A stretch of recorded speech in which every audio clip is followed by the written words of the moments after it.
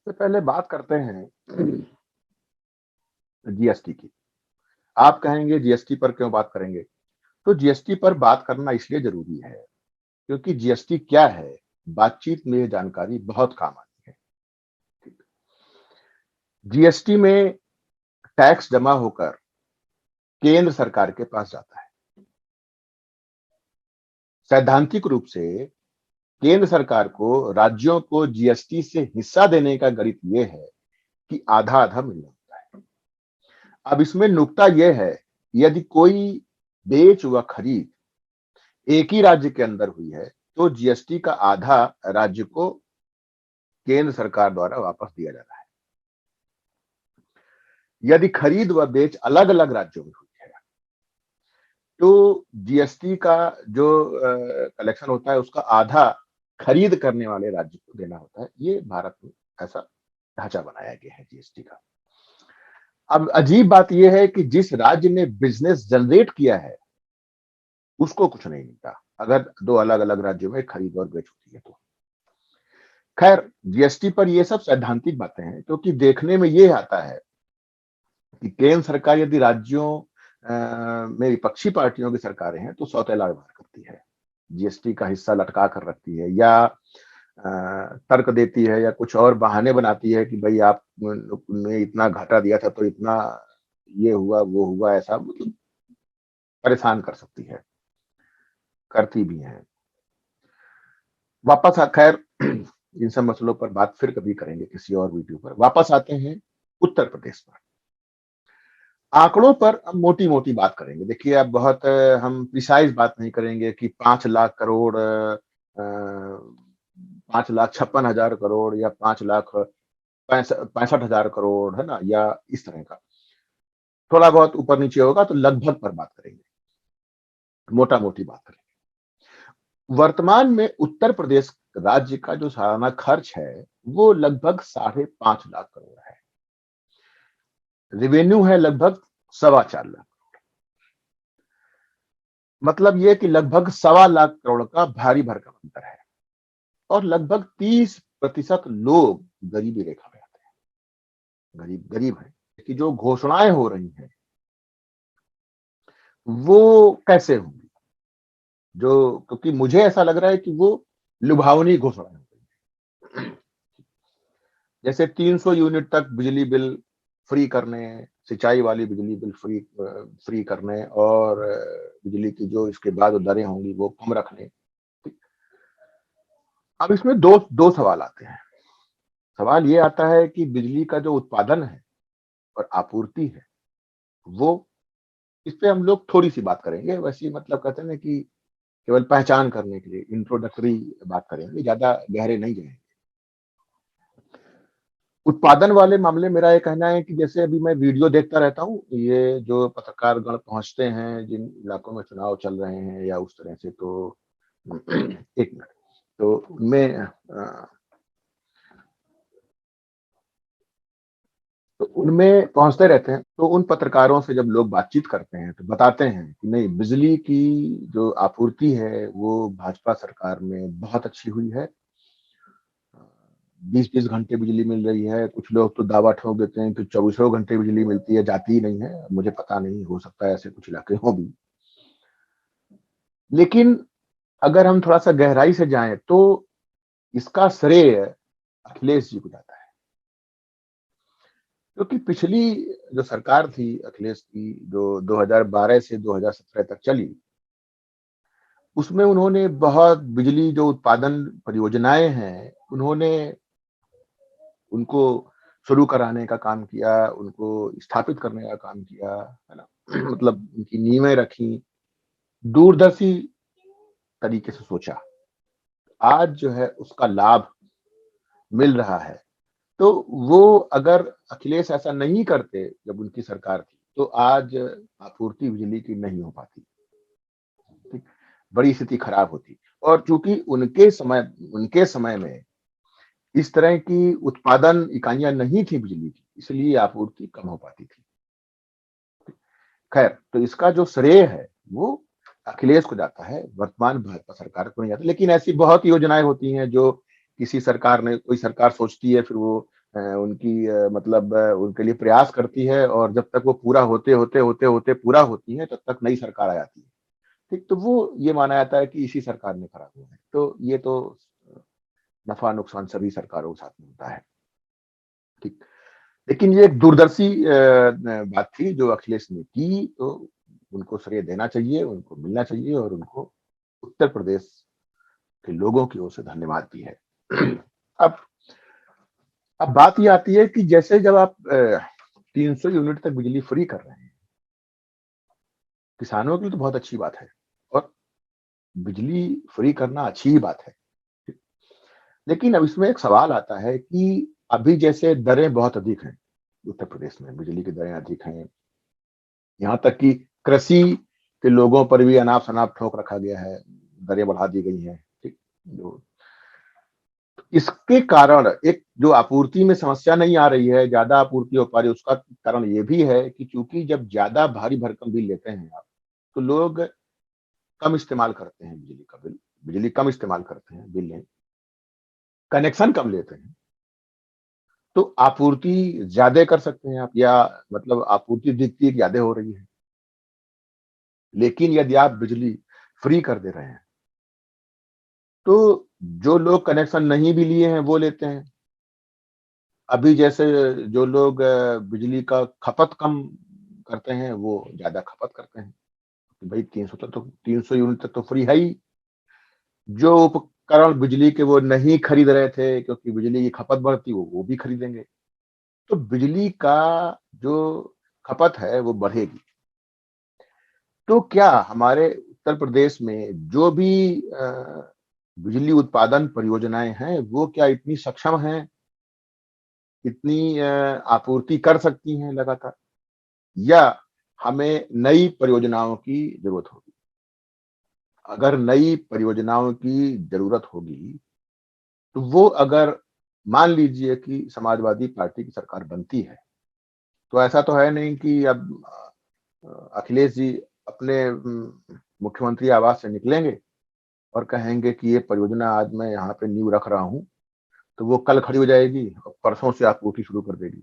उसमें कई वर्ष समय लगेंगे। ऐसी परियोजनाएँ तो बड़ी परियोजनाएँ होती हैं जिनमें ज़मीन अधिग्रहण करना पड़ता है, या देखना पड़ता है, समझना पड़ता है। एक पूरा सिस्टम बैठता है कि भई कहाँ पर नदी का प्रवाह अधिक है, अगर वो जल परियोजना है या कोई मतलब जो भी हो, वो कैसे होगा, आपूर्ति कैसे होगी, जो अगर मान लो कोयले का है तो उसकी सप्लाई कैसे होगी, कोयला कहाँ से लेके आएँगे, उसकी मतलब बहुत चीज़ें ऐसी होती हैं। किसी भी तरीके से उत्पादन करें आप बिजली का, एक बड़ी परियोजना होती है, उसमें बहुत चीज़ें आपको देखना समझना पड़ता है। तो रातों-रात नहीं होता है वो, कई-कई वर्ष लगते हैं यदि आप बहुत तेज़ी से काम करते हैं तब भी। खैर, तो तब तक ये कैसे होगा? और नई परियोजना भी अगर आप खड़ी भी करते हैं, या जो परियोजना आपूर्ति कर रही है, उत्पादन कर रही है बिजली का, कोई भी हो, खर्चा होता है, लागत लगती है। तो लागत तो लगेगी ही आपकी लगातार, आपूर्ति आप फ्री कर रहे हैं। तो ये वीडियो चर्चा इस पर चर्चा नहीं करना चाहता हूँ मैं कि लागत की उत्पादन और आपूर्ति कैसे हो। मैं मानकर चल रहा हूँ कि कितनी भी माँग हो, उतनी आपूर्ति करने के लिए उत्तर प्रदेश की बिजली उत्पादन परियोजनाएँ सक्षम है। ये मान के चल रहा हूँ मैं। अब सवाल ये है कि भई रेवेन्यू पहले भी आपका वो रेवेन्यू और खर्चे में सवा लाख करोड़ का गैप है। अब रेवेन्यू और कम हो जाएगा आपका। बिजली से काफ़ी रेवेन्यू आता है। वो कम हो गया तो वो जो अभी सवा 4 लाख करोड़ है उससे भी घटेगा। और चूँकि ज़्यादा बिजली की माँग होगी, तो उसकी आपूर्ति करेंगे आप। तो जो अभी जो खर्चा साढ़े 5 लाख करोड़ का है, वो बढ़ेगा। तो खर्चा और बढ़ जाएगा आपका। रेवेन्यू कम होगा, जो अभी साढ़े 5 लाख करोड़ है, वो बढ़ कर के 6 हो सकता है, साढ़े 6 हो सकता है। और जो अभी रेवेन्यू आपका सवा 4 लाख करोड़ का है, वो घटकर 3 लाख करोड़ हो सकता है, ढाई लाख करोड़ हो सकता है। 4 लाख का हो सकता है, मुझे नहीं पता कि कितना बिजली से आता है, तो कितने का अंतर पड़ेगा, लेकिन कम होगा और ये बढ़ेगा। तो जो रेवेन्यू और खर्चे के बीच का जो गैप है, जो अभी 5.25 लाख करोड़ का है, वो सवा सवा लाख करोड़ का है, वो और बढ़ेगा। ये केवल बिजली से होगा। ठीक। अब जो है आते हैं हम इनके और घोषणाओं पर, जैसे पुरानी पेंशन। तो पुरानी पेंशन का जो चरित्र था, वो वेतन जैसे था। मतलब जैसे भारी भरकम वेतन मिलता है, वैसी भारी भरकम पेंशन। जो 2005 के पहले रिटायर हो चुके हैं, या 2005 के पहले जिन्होंने नौकरी पाई है, रिटायर है, जो 2005 के पहले जिन्होंने नौकरियां पाई हैं, क्योंकि उनकी पेंशन नहीं खत्म हो रही है, ऐसा कुछ नियम है। क्या है वो आप बेहतर जानते हैं। तो उनकी सेहत पर कोई फर्क नहीं पड़ता है कि पेंशन है या नहीं है पुरानी वाली, लेकिन जो 2005 के बाद जिन्होंने नौकरियां ज्वाइन की सरकारी वाली, उनको बड़ा फर्क पड़ता है, क्योंकि भारी भरकम वेतन मिलता है, मतलब, और भारी भरकम पेंशन मिलती है। भारी भरकम इसलिए कह रहा हूं क्योंकि अगर गरीबी रेखा की बात की जाए तो 960 रुपया महीना पर जो है, उसको आप जो है वो मानते हैं, गरीब मानते हैं, 960 रुपया। उसी जगह जो वेतन होते हैं वो 1 लाख रुपया महीना, 2 लाख रुपया महीना, 3 लाख रुपया महीना पे होते हैं। तो आप ये सोचिए कि एक किसी देश की सरकार अपने कर्मचारियों को, आम लोगों से पैसा लेकर के 1,50,000, 1.5 लाख, 2 लाख रुपए महीना देती है, 2.5 लाख रुपए महीना देती है, 3 लाख रुपए महीना देती है सरकारी कर्मचारियों को। उसी जगह पर वही सरकार ये कहती है कि 960 रुपया में आप अच्छा खा सकते हैं, अच्छा पहन सकते हैं, अच्छे ढंग से रह सकते हैं। तो जो 960 रुपये महीना से कम है वो गरीब है, 960 रुपया से ऊपर वाला अगर कोई 961 रुपया महीना कमा रहा है, तो मतलब खर्चा कर रहा है, तो वो जो है अमीर है, वो गरीब नहीं है, वो एक अच्छा जीवन जी सकता है। यही सरकार की परिभाषा है। तो एक जगह पर सरकार जिनको वेतन दे रही है वो 2 लाख रुपया, 1 लाख रुपया, 50,000 रुपया, 60,000 रुपया महीने का। ठीक। तो भी हंगामा पड़ता रहता है कि हमारा कम है, कम है, कम है, कम है। उसी जगह पे वही सरकार ये कहती है कि 960 रुपया महीना अगर आप खर्चा करते हैं तो आप जो है गरीब नहीं है, मतलब 961 रुपये, 960 रुपये तक माना जाता है, 1,000 रुपये भी कह लें। ये विरोधाभास तगड़ा है। खैर, इस पर हम नहीं जाते हैं। हम फिर आते हैं पेंशन पर। तो अभी क्या है कि पेंशन पर पैसे नहीं देने पड़ रहे हैं, कम देने पड़ रहे हैं, या लोग अपनी जो नौकरी से ही कटा कटा करके इंतजाम करते हैं, जो भी जैसा है। पुराना ऐसा हिसाब नहीं है कि वेतन जैसा मिलेगा आपको। जो पुराने लोग रिटायर हुए हैं, जो 2005 के पहले वाले जो लोग हैं, जिन्होंने नौकरियां पाई हैं, वो अब जो रिटायर हो रहे हैं या जो पहले हो चुके हैं, उनका वेतन पूछिए, उनको पेंशन देखिए कितना अच्छा खासा पेंशन मिलता है उनको। मेरे ऐसे कई जानने वाले हैं जिन जिन जो मालूम पड़ा जो सरकारी नौकरी निचले स्तर पे कर रहे हैं, उनका वेतन उतना नहीं है जितना उनके पिताजी अगर रिटायर हो चुके हैं तो पेंशन पा रहे हैं, पेंशन अधिक पा रहे हैं। ठीक। तो ये जो खर्च आएगा, ये जो भारी भरकम खर्च आएगा, और ये बढ़ते हुए क्रम में आएगा। बढ़ते हुए क्रम में कैसे आएगा? हर वर्ष लाखों लोग रिटायर होते हैं। तो यदि आप कहीं नौकरी कर रहे हैं तो कुछ ना कुछ तो योगदान कर ही रहे हैं ना, कुछ ना कुछ कर रहे होंगे, किसी न किसी कुछ कोई ना कोई काम आ रहे होंगे, तो पेमेंट हो रहा है आपको। अब आप रिटायर हो जा रहे हैं तो आप कुछ नहीं कर रहे हैं, किसी काम नहीं आ रहे हैं, लेकिन आपको वेतन मिल रहा है अच्छा खासा। मुझे पुरानी पेंशन से विरोध नहीं है, मैं केवल अभी यहाँ पर ये समझना चाह रहा हूँ, हम इसकी बात कर रहे हैं। ये जो खर्च है, बढ़ा खर्च, रेवेन्यू अब कितना है, 4.25 लाख करोड़। ये बिजली का अगर मान लें तो घट गया आपका रेवेन्यू। ठीक। खर्चे आपके बहुत गुना बढ़ रहे हैं। जो अभी खर्च आपका 5.5 लाख करोड़ है, वो बढ़ करके अगर आप देखें तो 7-8 लाख, 9 लाख, 10 लाख हो सकता है, ये योजना आने के बाद कई गुना हो सकता है। अब इसमें पेंशन वाली बात छोड़ देते हैं।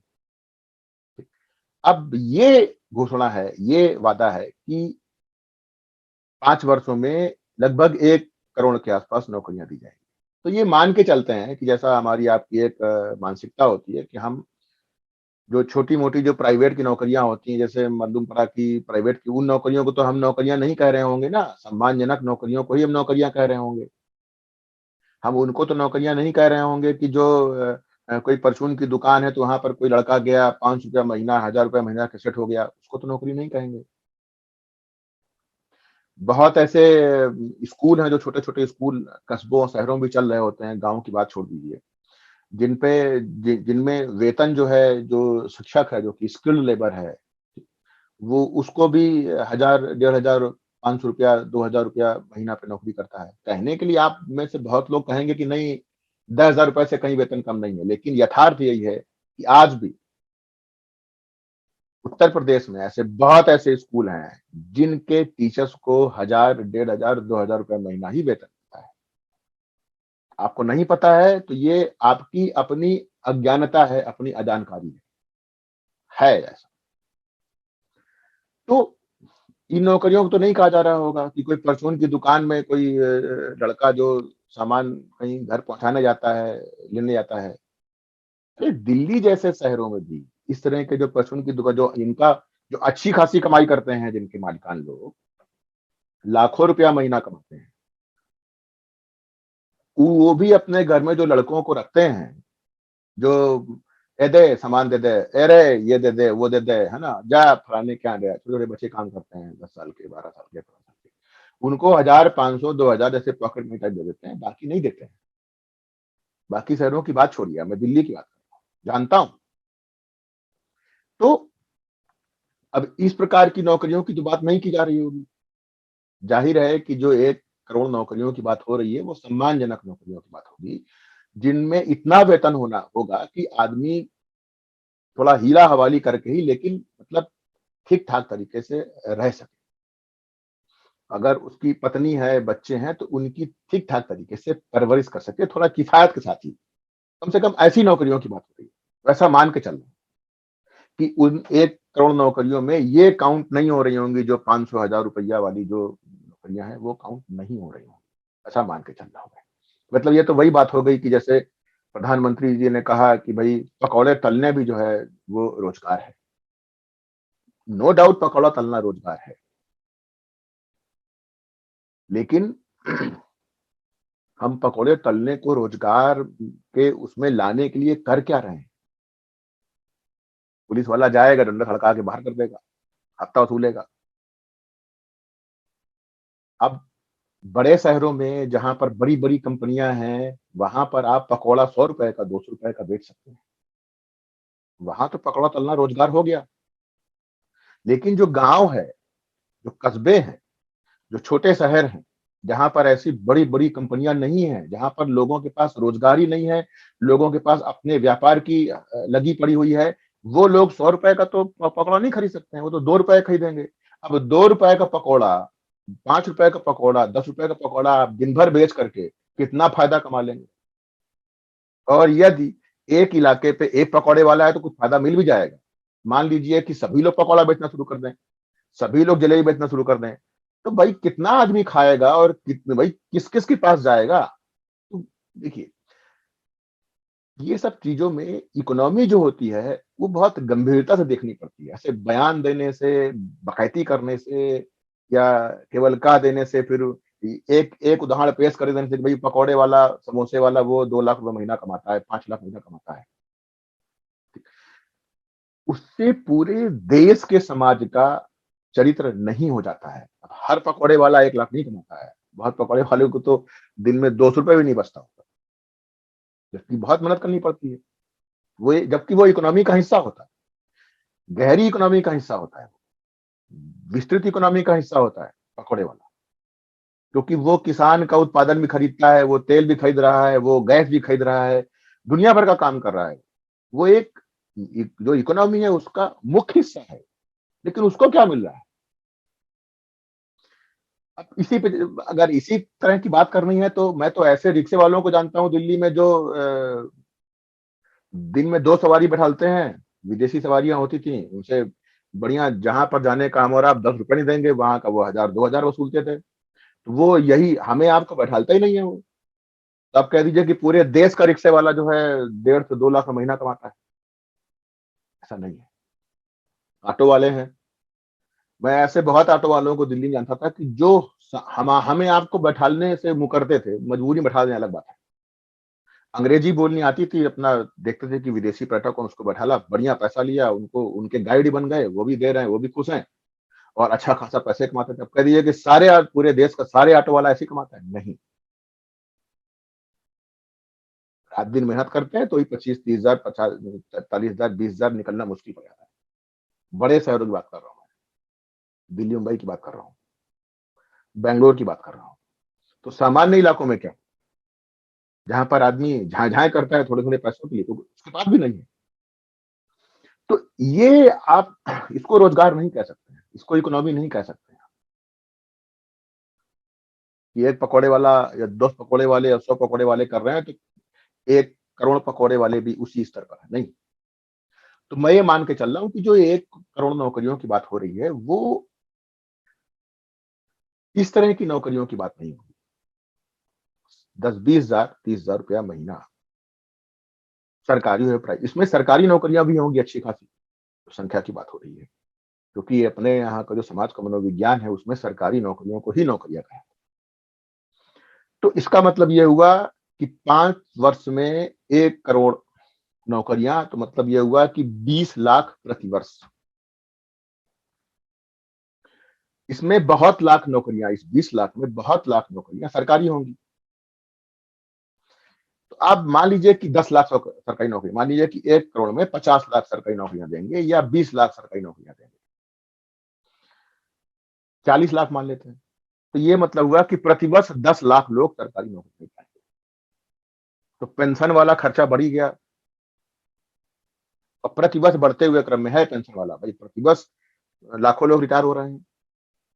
तो इतना है, इतना तो है ही है, अगले वर्ष और जुड़ गया, फिर जुड़ गया। अब इधर नौकरी पे आते हैं, प्रतिवर्ष 10 लाख नौकरियां, तो 10 लाख तो है ही है, अगले वर्ष ये 10 लाख हो गए और ऊपर से 10 लाख और जुड़ गए, 20 लाख लोगों को आप वेतन देंगे। अगले वर्ष फिर 30 लाख लोगों को वेतन देंगे, ठीक। और पेंशन वाले लाखों बढ़ी रहे, मतलब 5वें साल में 1 करोड़, मतलब ये उसको अगर हम वो करें तो 40 लाख लोग सरकारी नौकरी में आ गए। 100 लाख, 1 करोड़ तो 100 लाख हुआ, तो उसी का इस हिसाब से चल रहा है। तो अब ये जो खर्च है, ये तो जो आज अभी 5.5 लाख करोड़ है, वो बढ़ करके कितना लाख करोड़ हो जाएगा? 10 लाख करोड़ भी हो सकता है, 15 लाख करोड़ भी हो सकता है, क्या मालूम कितना हो जाएगा। और प्रतिवर्ष जो है इंक्रीमेंट सरकारी लोगों का बढ़ता ही है, ये भत्ता वो भत्ता मिला करके ढेर सारा बढ़ता है, पता नहीं कौन कौन से भत्ते होते हैं, वो सब बढ़ते रहते हैं। वो तो वेतन बढ़ ही रहा है उनका,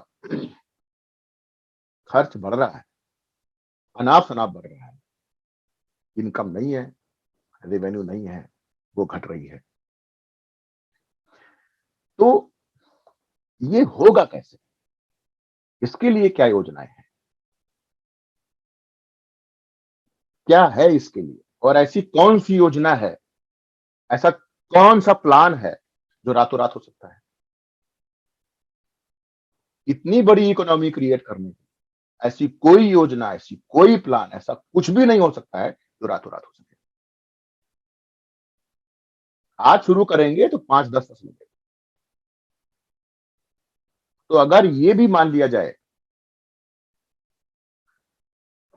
कि आज शुरू कर रहे हैं, तो लोगों को तो ये लगेगा कुछ किया ही नहीं, और जो अगली सरकार आएगी आपकी विफलता को बताते हुए, क्या विफल नहीं होंगे, आप तो प्रयास किए ही होंगे, अगर सीरियस होंगे तो आपके किए को वो बताएंगे हमने किया है, लोग तो ही देखेंगे ना।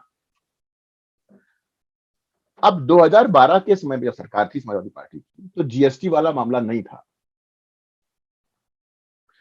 सारे कर सब कुछ जमा करके केंद्र सरकार के पास नहीं पहुंचता था, और फिर वहां से बंटवारा या बंदर बाट जो भी कह दे, वो नहीं होता। राज्य के पास काफी कुछ रहता था, तो केंद्र सरकार अगर नानुकुर करे, 3-5 करे, तो भी प्रदेश अपना इंतजाम हिचकोले लेकर के कुछ न कुछ तो कर ही सकता था। अब उतना व्यवस्थित नहीं रह गया है, वैसा नहीं रह गया। देखिए, केंद्र सरकार पर निर्भरता है, ये समझिए। जैसे जीएसटी का ही जो है, वो अच्छा खासा उत्तर प्रदेश से जमा होता है, कई हजार करोड़ रुपया महीने का होता है। जीएसटी तो ऐसा तो है नहीं कि इसमें कुछ कहीं देना है। ठीक, ये समझिए आप कि 4 से 5 6 हजार करोड़ रुपया या ऊपर नीचे हो सकता है, इतना जो है जीएसटी से होता है उत्तर प्रदेश से। ये समझिए आप। ठीक, तो लगभग 50 60 हजार 70 हजार 80 हजार करोड़ रुपया साल का हिसाब किताब बनता है उत्तर प्रदेश का। अब चुनाव होने हैं 2024 में, लोकसभा, ये चल रहा है 2022। मान लीजिए उत्तर प्रदेश में समाजवादी पार्टी की सरकार आती है, तो केंद्र सरकार राज्य सरकार के जीएसटी हिस्से को लटकाती है, नहीं लटकाती है। रेवेन्यू के खर्च में जो भारी अंतर होगा उसकी क्षतिपूर्ति में सहयोग करती है, नहीं करती है। इन सब चीजों पर बहुत कुछ निर्भर करता है, क्योंकि क्योंकि केंद्र सरकार तो यही चाहेगी ना, ये साबित हो कि समाजवादी पार्टी सरकार खोखले वादे किए, कुछ किसी लायक नहीं है, कुछ नहीं है। क्योंकि इस चीज का फायदा तो भाजपा को ही मिलेगा ना 2024 के लोकसभा के लिए। तो अगले 2 वर्षों तक केंद्र सरकार राज्य सरकार के साथ में कैसा व्यवहार करती है, उस पर सारा दारोमदार टिका हुआ है। घोषणाएं करना पड़ा, वो भी इस तरह के लुभावने घोषणाएं, बड़े सुनने में अच्छे लग रहे हैं, लेकिन मुझे चिंता इस बात की है कि ये बैकफायर कितना तेजी से करेगा, बहुत भयंकर बैकफायर कर सकता है। अब जीएसटी के आने के बाद, क्योंकि राज्य सरकारों के पास रेवेन्यू के जरिए कम हो गए हैं, तो इतने अनाप शनाप खर्चों के लिए समाजवादी पार्टी के पास एक तरीका, कई दो कुछ बहुत चंद तरीके बचते हैं। उनमें एक तरीका ये भी है, फटाफट वाला, वो जो बड़ी बड़ी योजनाएं खड़ी होनी है, उनके जो प्लान बनने, वो तो कई वर्षों का मामला है, तब जाकर के कहीं इकोनॉमी डेवलप होगी। वो भी अगर सब कुछ मतलब बहुत कुछ सही तरीके से होता चला गया, तो हम उसकी बात ही नहीं कर रहे हैं। पेट्रोल पर जो टैक्स होते हैं, जो पेट्रोलियम पे टैक्स होते हैं, डीजल पे जो टैक्स होते हैं, वो अभी भी राज्य सरकार भी लगाती है और केंद्र सरकार अपना टीकती है, तो दोनों होता है। उस पर अभी सुनते हैं ऐसा, ज्यादा मैंने रिसर्च नहीं किया है, उस पर शायद जीएसटी वाला हिसाब नहीं है कि राज्य सरकार के पास रहता है। तो अब जैसे भाषणों में कहा जाता है कि भाई पेट्रोल की कीमत इतनी बढ़ गई और बढ़ जाएगी, तो समाजवादी पार्टी क्या करेगी? राज्य सरकार का जो पेट्रोलियम पर कर है वो घटाएगी, ताकि कम से कम उत्तर प्रदेश में ही कीमतें कुछ घटें, या बढ़ाएगी ताकि रिवेन्यू आए। खर्चा तो कहीं ना कहीं से कुछ ना कुछ तो आप करेंगे ना। तो दो ही रास्ते हैं, खर्चे तो करते जा रहे हैं आप, रिवेन्यू कहां से आएगा? अब व्यक्तिगत रूप से मेरा मानना है कि केंद्र सरकार 2024 के लोकसभा चुनाव को मद्देनजर रखते हुए उत्तर प्रदेश की समाजवादी सरकार को परेशान जरूर जरूर जरूर ही करेगी, ताकि लोगों को ये संदेश जाए कि समाजवादी पार्टी की सरकार अपने वादे पूरे नहीं कर रही है, वो जुमले थे, वो धोखा था सत्ता पाने के लिए, ताकि लोकसभा चुनाव में केंद्र सरकार को लाभ मिल सके। भाजपा के लोग वैसे भी विशेषज्ञ हैं, वर्तमान पर भविष्य पर बात नहीं करते हैं, वो अतीत पर बात करते हैं। वो 70 साल पहले, 70 साल से पहले क्या हुआ, अब क्या हुआ क्या नहीं, उसमें बहुत घालमेल होता है, क्या हुआ क्या नहीं हुआ। जैसे बहुत ऐसे मेरे पास व्हाट्सएप संदेश आते रहते हैं, जैसे बताते हैं कि नेहरू जी के पुरखे जो है ये थे। खुद नेहरू जी को पता नहीं होगा, उनके पुरखों को पता नहीं होगा, जितना डिटेलिंग की जाती है। तो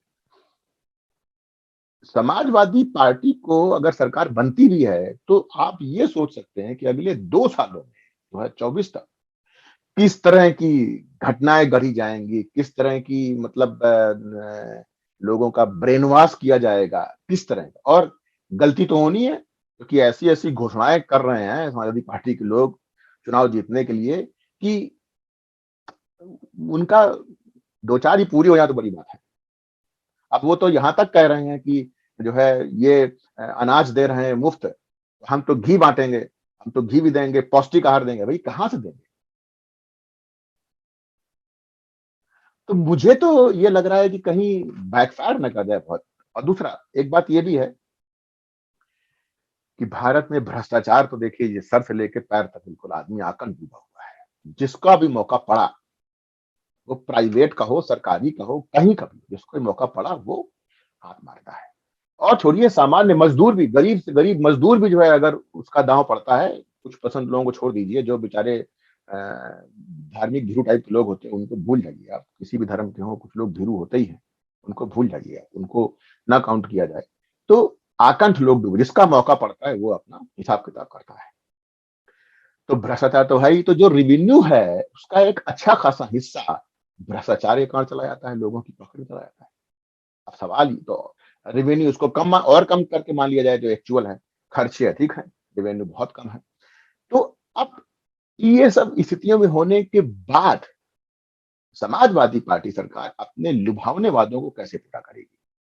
क्योंकि इन्हीं लुभावने वादों के दम पर वो सत्ता पर आएगी। ये बहुत जरूरी सवाल है। मतलब इन सब के लिए कोई ठोस योजनाएं भी हैं इनके पास, या भारतीय जनता पार्टी के चरित्र का ही अनुसरण कर रहे हैं? क्योंकि केवल चुनाव जीतने के लिए भाजपा खूब जुमले और टुटकियों का प्रयोग करती है, खूब छोड़ती रहती है ऐसा। तो कहीं ऐसा तो नहीं है कि इसी को अडॉप्ट कर लिया है समाजवादी पार्टी ने कि भाई इसी तरीके से चुनाव जीता जा सकता है,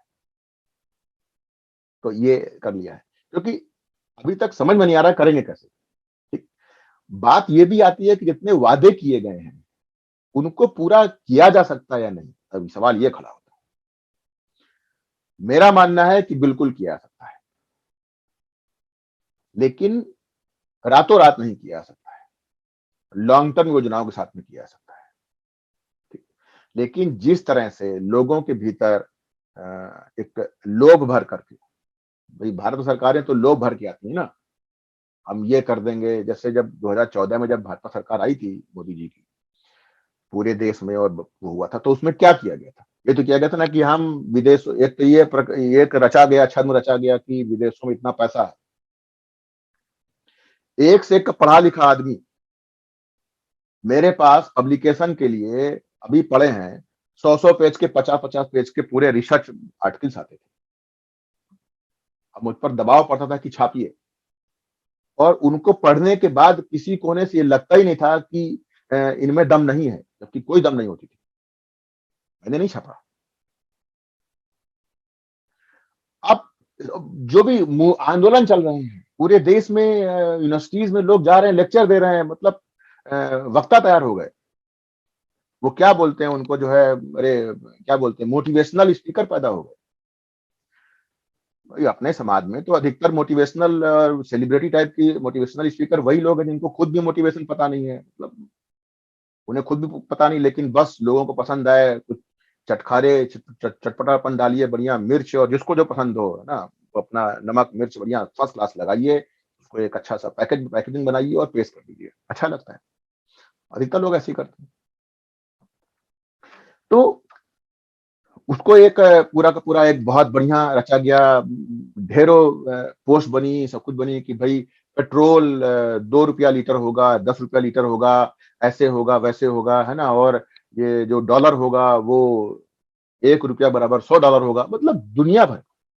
क्योंकि हम लोग जादू पर विश्वास करते हैं, हमारा जो समाज है, हमारा जो जो एक जो मतलब भगवान को, हिंदुओं में जो भगवान को मानने वाला जो एक ढांचा है, वो ऐसी कल्पना करता है कि अवतार होते हैं, और अवतार मतलब जादू से काम होता है।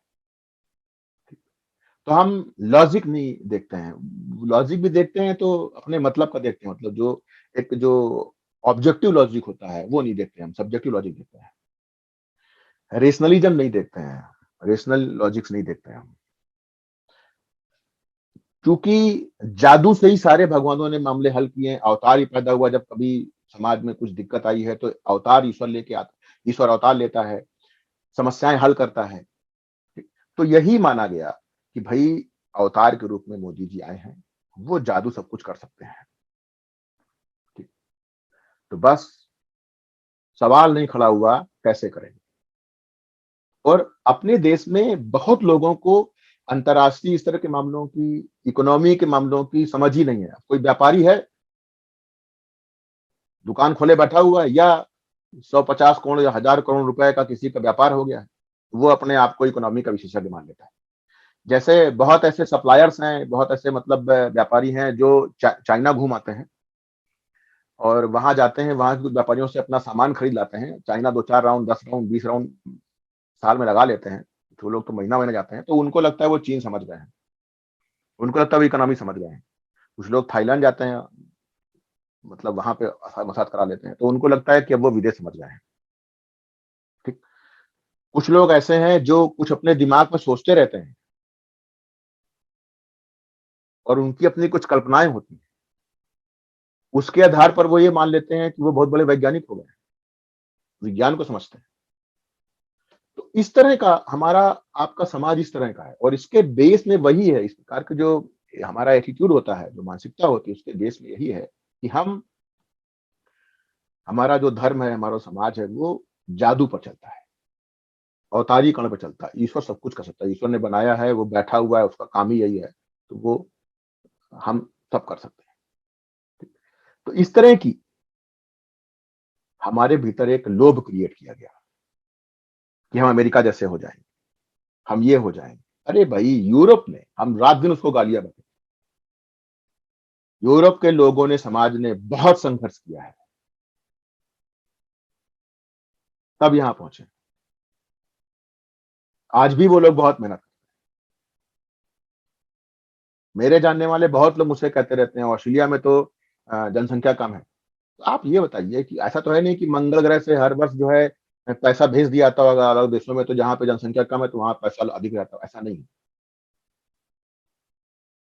मेरी अपनी सास है, मेरे अपने चाचा ससुर हैं, 600-700 एकड़ जमीन में अकेले जो है मेहनत करते हैं दोनों, और 300-350 गाय पालते हैं अकेले, सब कुछ करते हैं उसमें।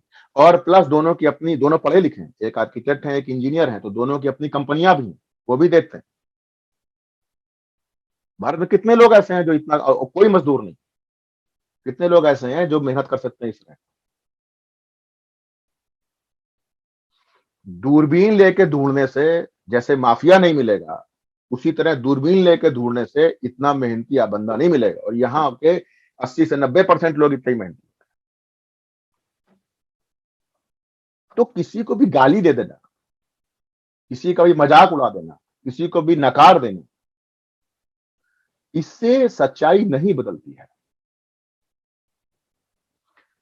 तो अब सवाल ये खड़ा होता है कि क्या समाजवादी पार्टी भी भाजपा की तरह, जैसे वो सत्ता में आ गए और बने हुए हैं, स्टेब्लिश कर रखा अपने आप को, और लोग वाह वाह वाह वाह कर रहे हैं, तो समाजवादी पार्टी भी क्या इसी प्रकार के चरित्र को एडॉप्ट करना चाहती है? गंभीर नहीं है, चुनाव जीतने के लिए ही ऐसे किए जा रहे हैं, या वास्तव में कुछ योजनाएं हैं लॉन्ग टर्म? अगर लॉन्ग टर्म योजनाएं हैं तो अच्छी बात है, लेकिन वो बैकफायर भी कर सकती है, क्योंकि सामने भाजपा है। लॉन्ग टर्म योजनाएं स्टेब्लिश होने में समय लगता है, तो उसको तो फेल्योर के तौर पे सरकार दिखाएगी ना, भाजपा भाजपा भाजपा के लोग फेल्योर दिखाएंगे। तो उसको काउंटर करने के लिए क्या है? ऐसे कई मसले हैं, फिर कभी बात करेंगे। आज हम वैसे भी कुछ कुछ भटक गए हैं, लेकिन फिर भी हम मेन उस पर रिवेन्यू और खर्चे पे रखते हैं। तो ये था कि ये किए जा सकते हैं, लेकिन इसके लिए बहुत बड़ी इच्छा शक्ति, विजन, समर्पण, विचारशीलता, परिश्रम और संघर्ष चाहिए होगा। ठीक। अब यहां पर बहुत सवाल आते हैं, उनमें से एक प्रमुख सवाल यह है कि क्या समाजवादी पार्टी के लोग, क्या समाजवादी पार्टी अपना चरित्र बदलने के बारे में विचार करते हैं, या पहले की तरह काम करेंगे, या भारतीय जनता पार्टी की ही तरह अपनी घोषणाओं से मुकर कर आंकड़ों व इवेंट मैनेजमेंट की बाजीगरी करेंगे। मतलब जब बहुत कुछ भाजपा से सीख रहे हैं तो ये भी सीख सकते हैं। इन सब सवालों के जवाब में ही घोषणाओं को पूरा करने के लिए गंभीरता के साथ ही खुद समाजवादी पार्टी का अपना भविष्य भी छुपा हुआ है। क्योंकि यदि इस सवाल का जवाब नहीं मिल पाया, तो यदि इस बार समाजवादी पार्टी की सरकार बनती भी है, तो संभवतः ये अंतिम अवसर मिलेगा समाजवादी पार्टी को। इन सवालों के जवाबों में राष्ट्रीय लोक दल के जयंत चौधरी जी का भी भविष्य छुपा हुआ है।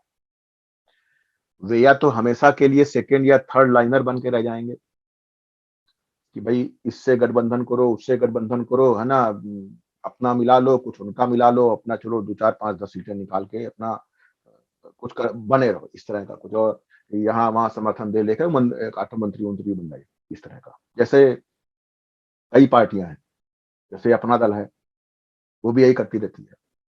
अपना दल जो सुरेंद्र पटेल वाली है, कई अपना दल है ना, वो यही करते रहते हैं। ठीक, ये देखने में नहीं आता है कि छोटी पार्टियां हैं, ये लोग गंभीर हैं अपना मुकाम बनाने के। भाई समाजवादी पार्टी जो आज ताकतवर है, तो वो भी तो कभी कुछ नहीं थी, उसने संघर्ष किया। मुलायम सिंह जैसे लोगों ने बहुत संघर्ष किया है, डिसीजन लिए हैं, निर्णय लिया है, लोगों को जोड़ा है। जो जो नई छोटी पार्टियां, जो अब छोटी पार्टियां हैं, ये क्या करती हैं? ये तो केवल बार्गेनिंग करती हैं। उनको तो इससे मतलब है कि हिसाब किताब कैसे बन रहा है, 2 4 पद मिल जाए, हिसाब किताब बढ़िया बन जाए, बस इसी पे मग्न है। इनको महत्व ऐसे दिख रहा है कि महत्वाकांक्षा ही नहीं है। लेकिन हाँ, अभी तक मुझे ऐसा लग रहा है कि जयंत चौधरी के अंदर महत्वाकांक्षा है। लेकिन सवाल यह है कि फिर वही बात आती है कि जो घोषणाएं कर रहे हैं, अगर वो पूरा नहीं हो पाती है, वही मैं चाहता है, तो आप सेकंड या थर्ड लाइनर ही बन के रह जाए। जबकि आप में संभावना है, जयंत चौधरी में संभावना है फ्रंट लाइनर बनने की। ये भी देखना है, दोनों का भविष्य काफी चीजों में टिका हुआ है। अब देखना यह है कि 10 मार्च को उत्तर प्रदेश के लोग भाजपा या समाजवादी पार्टी में से किस ग्रुप को सरकार बनाने का अवसर देते हैं। यदि भाजपा बनी, तो वह तो और ताकत से वही करेगी जो करती आई है, क्योंकि उसको लगेगा कि यही सही तरीका है राजनीति करने का, इसी को करते हुए लोग सरकार में आने का मौका देते हैं, तो वो तो जम के करेगी और ज्यादा तरीके करेगी और फुहड़ता और बेहूदगी और मतलब के साथ करेगी। ठीक? लेकिन यदि समाजवादी पार्टी की सरकार बनती है, तो क्या वो बदले हुए चरित्र के साथ काम करेगी, या पुराने चरित्र के साथ ही, या भाजपा की नकल करती हुई, ऐसा वो करती है भाजपा की अभी तो ये दिख रहा है कि नकल कर रही, नकल करते हुए काम करेगी। इन सवालों के जवाब हमें आपको अगले 1 वर्ष में मिलने शुरू हो जाएंगे। सरकार 10 मार्च को बनेगी, तो वही 2023 का जो मार्च अप्रैल आएगा, उसमें हमें जवाब मिलना शुरू हो जाएंगे। अब सवाल ये आता है, बहुत लोगों के मन में ये रहा कि मेरा स्टैंड क्या रहता है। तो मेरा स्टैंड बहुत साफ है, स्पष्ट है। मैंने भारत में कहीं मतदान नहीं किया, मैं भारत में नहीं रहता, और जब मैं भारत में रहता भी था, तो भी मुझे सरकारों से कोई मतलब नहीं रहता, क्योंकि मुझे जो काम करने थे लोगों के लिए, वो मैं कर रहा था। और मुझे कभी सरकारी ग्रांट फ्रांट ये सब कोई मतलब भी नहीं था। तो किसी भी पार्टी की सरकार हो, मेरी सेहत में फर्क नहीं पड़ता है, ये बिल्कुल क्लियर है। बस ये रहता है कि कभी किसी पार्टी सरकार है, तो वहां उसमें अगर लोगों से मेरे अच्छे रिश्ते हैं, तो कुछ मित्रों के या कुछ लोगों के कुछ काम वाम हो जाते हैं। और अगर किसी दूसरी पार्टी की सरकार है, उसमें अगर मान लीजिए, इसमें भी अलग अलग है, अलग अलग राज्य में अलग अलग पार्टी से अलग अलग लोगों से वो है, तो ये निर्भर करता है। तो मैं कोशिश ये करता हूं हमेशा कि जो लोग सुलझे हुए लोग हैं, उनके साथ में मुझे आराम पहुंचता है। और इसमें भी एक नुक्ता भी है, वो नुक्ता आगे आ रहा है कि मैंने भारत में कभी मतदान नहीं किया। जब 18 वर्ष का हुआ था, तब भी मतदान देना कैसा होता है, स्वाद लेने तक के लिए मतदान नहीं किया। मैं नहीं जानता कि भारत में मतदान देना कैसा होता है, अंदर जाके क्या होता है, कैसे होता है। मैंने आज तक मतदान नहीं। इसका कारण यह है कि मुझे कभी लगा ही नहीं है कि जो लोग चुनाव में खड़े होते थे, कभी लगा ही नहीं मुझे कि ये लोग मतलब मेरे प्रतिनिधि हो सकते हैं। इसको जो भी समझे आप, तो मैंने आज तक मतदान नहीं किया, कभी नहीं किया। और मेरा ऐसा कोई व्यापार नहीं है जो उत्तर प्रदेश में हो। मेरा कोई आर्थिक लेन-देन नहीं है उत्तर प्रदेश से। भई मेरे जो पैतृक संपत्तियाँ में जो मेरा हिस्सा बनता, वो मेरे माता-पिता ने मेरे भाई के कहने पर या उसके दबाव में जो भी हो, है ना? 20 साल पहले ही बेदखल कर दिया था। पैतृक संपत्तियाँ छोड़िए, वो दिल से ही बेदखल करे पड़े हुए हैं। मेरे बच्चे से बात नहीं करते हैं। ठीक। तो इतनी नफ़रत तो जो है मेरा कोई आर्थिक वो नहीं है कि किसी से कोई सरकार आएगी या नहीं आएगी तो मेरी सेहत में कोई फ़र्क पड़ने वाला है। ढेला भरी फ़र्क नहीं पड़ने वाला है। कोई कनेक्शन नहीं है, कोई मतलब नहीं है। ठीक। मेरा किसी प्रकार का दूर-दूर तक कोई आर्थिक स्वार्थ नहीं है उत्तर प्रदेश में। लेकिन मेरा स्टैंड ये है कि उत्तर प्रदेश ही नहीं, देश के किसी भी राज्य में, किसी भी पार्टी की सरकार को मैं अपनी ताकत भर सहयोग देने को हमेशा तत्पर रहता हूँ, बशर्ते वास्तव में विकास के काम हों, लोक कल्याण के काम हों, समाज को बाँटने व नफ़रत को पोषित करने के प्रयास नहीं हों, बढ़ावा नहीं दिया जाए, इनकी बारे में सोचा नहीं जाए, चुनावी रणनीतियों में ये नहीं हो, है ना?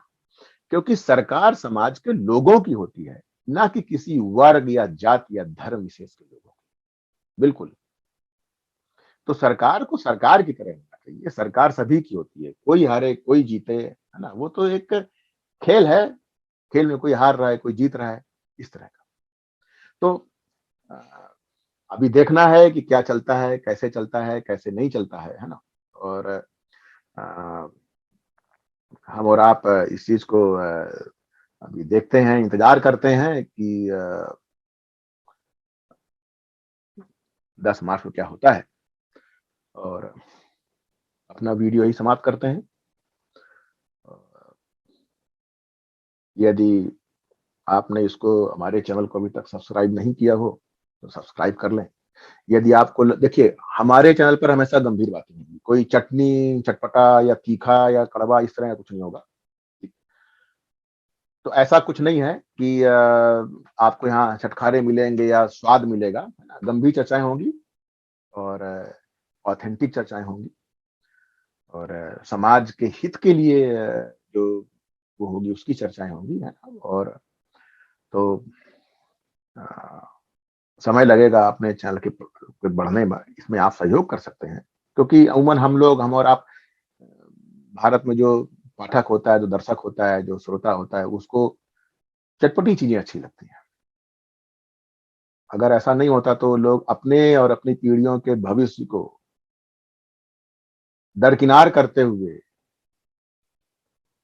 कैसे लोगों को सत्ताएँ सौंपते रहते हैं।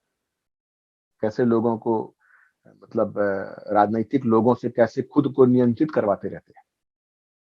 इसलिए यदि आपको लगता है कि बातें बढ़नी चाहिए आगे और गंभीरता होनी चाहिए, इसका अगर आप आदर करते हो, सम्मान करते हो, पसंद करते हो, तो चैनल सब्सक्राइब करिए और करवाइए और जब भी आपको लगे या अगर प्रोत्साहित ही करना हो, कभी-कभी भई पैसे चाहिए नहीं आपसे, कभी-कभी अगर 2 बातें आदमी लिख देता है तो अच्छा लगता है। तो लगे तो कमेंट भी करते रहिए और वीडियो बनने के बाद आप तक सूचना पहुँचे इसके लिए आप जो घंटी-नुमा बटन होती है उसको दबा सकते हैं। वो नोटिफ़िकेशन का मामला होता है, वो बता देता है कि वीडियो आ गया है, इस तरह का। खैर, फिर मिलते हैं अगले वीडियो पर।